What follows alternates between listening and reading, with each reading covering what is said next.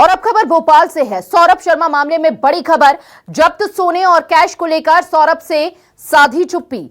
52 kilo सोने को लेकर नहीं कर रहा खुलासा।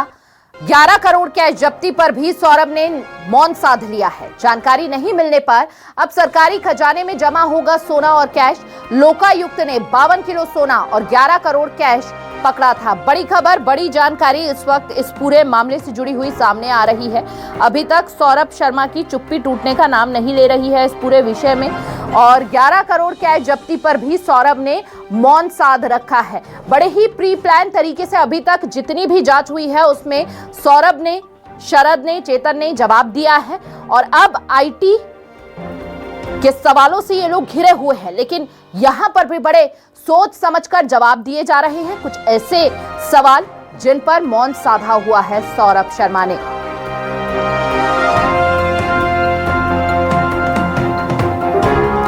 ज्यादा जानकारी के लिए संवाददाता शब्बीर अहमद हमारे साथ जुड़ चुके हैं। शब्बीर, कैश और सोने को लेकर अभी भी पुख्ता जवाब, सबूत नहीं दे रहा है सौरभ।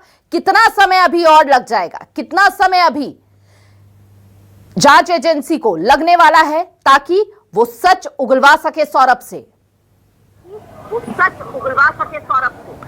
देखिए हिमानी, इस पूरे मामले में बात की जाए तो सबसे बड़ा सस्पेंस इस केस में बात की जाए तो यही बना हुआ है कि आखिर 10 करोड़ रुपए के करीब जो कैश मिला था और इसके साथ साथ 52 किलो सोना मिला था वो किसका है। क्योंकि वकीलों की तरफ से, तीनों के वकीलों की तरफ से बात की जाए, शरद की बात करें, चेतन की बात करें, सौरभ की बात करें, तीनों के वकीलों की तरफ से कोर्ट में कहा जा चुका है कि यह पैसा हमारे व्यक्ति का नहीं है।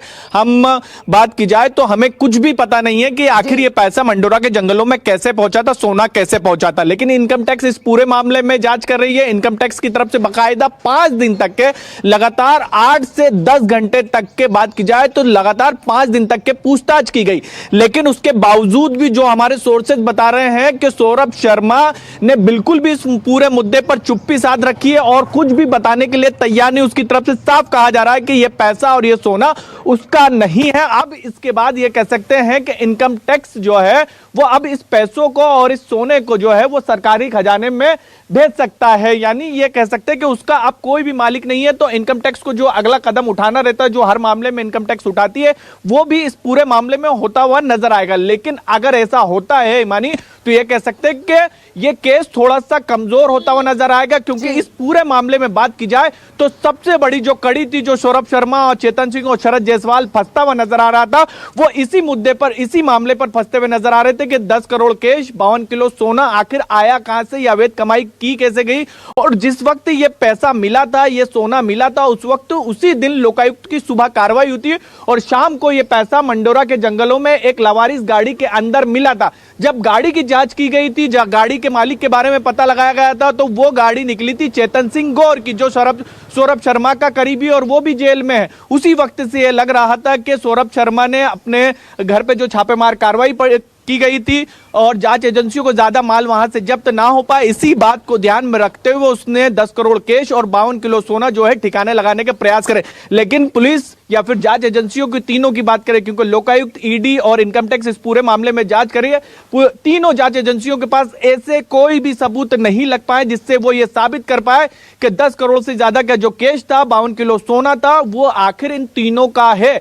इसी के बाद अब ये खबरें निकलकर सामने आ रही है कि सरकारी खजाने के अंदर इस पैसे और इस सोने को इनकम टैक्स जल्द से जल्द जमा करवा सकती है। तो एक पहलू हुआ कि जो भी अभी खजाना है वो सरकारी खजाने में पहुंच जाएगा, लेकिन दूसरा बड़ा सवाल अभी भी बना हुआ है। शक्की, जब सारी सुइयां इन तीनों पर जाकर ठहर रही है तो ऐसे में अभी तक गाड़ी चालक का क्यों पता नहीं लग पाया है?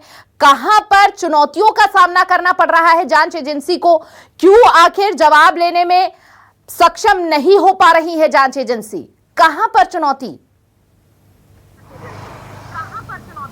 देखिए, गाड़ी के बारे में बात की जाए तो जो गाड़ी, जिस गाड़ी से मंडोरा के जंगलों में पैसे और सोना मिला था, उस गाड़ी जो थी वो चेतन सिंह के नाम रजिस्टर्ड थी। इसी के बाद से जो है शक की सुई थी वो सौरभ शर्मा के ऊपर जाके टिक गई थी कि ये पैसा जो है वो सौरभ शर्मा का ही है और ये कमाया गया है आरटीओ के अवैध कमाई के जरिए, और ये सोना भी वहीं से ही जमा किया गया है। लेकिन जो आप कह रहे हैं कि आखिर चुनौती कहां है, दरअसल सबसे बड़ा सवाल यही है कि वो पैसा वहां पर पहुंचा कैसे, कैश और इसके अलावा सोना पहुंचा कैसे, ये अभी तक की जांच एजेंसियां जो है वो कड़ी एक दूसरे से जोड़ नहीं पा रही है। बात की जाए तो सिर्फ जांच एजेंसियों के सामने अरेरा के उस वक्त की बात की जाए जब ये गाड़ी गुजरती है तो उस दिन का सीसीटीवी है, लेकिन इसके अलावा कुछ भी ऐसे सबूत हाथ नहीं लग पा रहे हैं हिमानी, जिससे ये साबित हो पाए कि ये पैसा और ये कैश इसके। बस ये एक चीज और एक चीज है जांच एजेंसी थी, लेकिन चेतन सिंह के वकील की तरफ से, सौरभ के वकील की तरफ से, शरद के वकील की तरफ से बार बार ये कोर्ट में कहा गया है कि ये पैसा उनके जो फरियादी है, उनका जो क्लाइंट है, उनका नहीं है, और चाहे सोने की बात करें, केस की बात करें, उनका नहीं है। और यही चीज रटा रटाया जवाब जो है उन्होंने तीनों जांच एजेंसियों के सामने कहा, चाहे लोकायुक्त की बात करें या फिर हम ईडी की बात करें, इनकम टैक्स की बात करें। और इनकम टैक्स इस पूरे मामले में जांच कर रही है, खासकर हम कैश और सोने के मामले में बात की जाए। और यही चीज उनके वकील ने कोर्ट में कहा, और यही चीज सौरभ शर्मा भी बार बार और तीनों के तीनों कहते हुए नजर आ रहे हैं जांच एजेंसियों के सामने कि ये पैसा और ये सोना किसका हमें नहीं पता है, ये गाड़ी में कैसे पहुंचा, गाड़ी में डलने के बाद उसके बाद वो जंगल में कैसे पहुंचा, सब चीजों को लेकर वो कह सकते हैं कि डिनाई करते हुए नजर आ रहा हो। जिसका आप जिक्र कर रही थी कि पूरी रणनीति के तहत वो इस तरीके के बयान दे रहे हैं, बिल्कुल ये पूरी रणनीति के तहत, चूंकि केस सामने आने के बाद करीब 40 दिन तक के ये फरार रहे थे, 40 दिन बाद ये सामने आए थे, तो पूरी तैयारी के साथ आए थे और इसी के पेश हुए हैं। लेकिन शब्बीर, अगर इसी तरह ये जांच चलती रही, आपने भी कहा कि एक कमजोर पहलू यहां पर प्रशासन का दिखता हुआ नजर आएगा, क्या एक्शन हो सकता है आने वाले समय में? क्या अभी और रिमांड को भी बढ़ाया जा सकता है, या फिर राहत यहां पर कोई उम्मीद मिलती हुई सौरभ को नजर आ सकती है आने वाले वक्त में?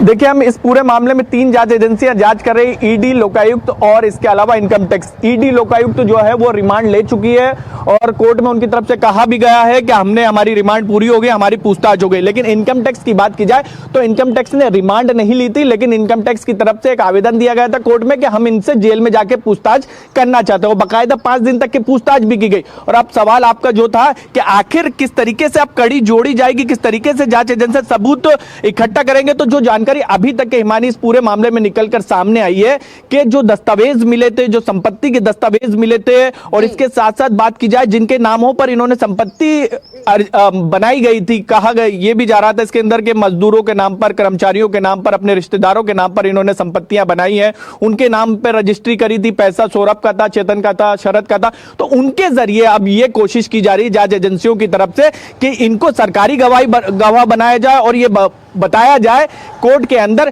क्या है, पैसा जो है वो इन्हीं तीनों का था, इन्होंने ही हमसे कहा था कि आपके नाम पे संपत्ति है, बस आपको करना कुछ नहीं है, आप साइन करिए, बैंक अकाउंट खुले में साइन करिए, पैसे निकालिए, आपको कुछ कमीशन उसके तौर पे मिल जाएगा। तो इस तरीके से अब जांच एजेंसियों की कोशिश की जा रही है, ये बताने का प्रूफ किया जा रहा है कि ये पैसा सौरभ, चेतन और शरद का था। अब इसी के ये कह सकते हैं जांच एजेंसियां की अब पूरी जांच जो है इसी पर टिकी हुई कि अगर यहां कामयाबी मिलती है तो इन तीनों की मुश्किलें बढ़ती हुई नजर आएगी, क्योंकि दूसरा जो मामला था इस पूरे केस का, जो महत्वपूर्ण कड़ी थी कैश और सोने की बात की जाए, उसमें विफलता हाथ लगती हुई यहां पर जांच एजेंसियों को नजर आ रही है। बिल्कुल एक बड़ा आधार इसे माना जा रहा है। बहुत बहुत शुक्रिया शब्बीर आपका तमाम जानकारी साझा करने के लिए। आप इस पूरे मामले पर अपनी नजर बनाए रखिएगा।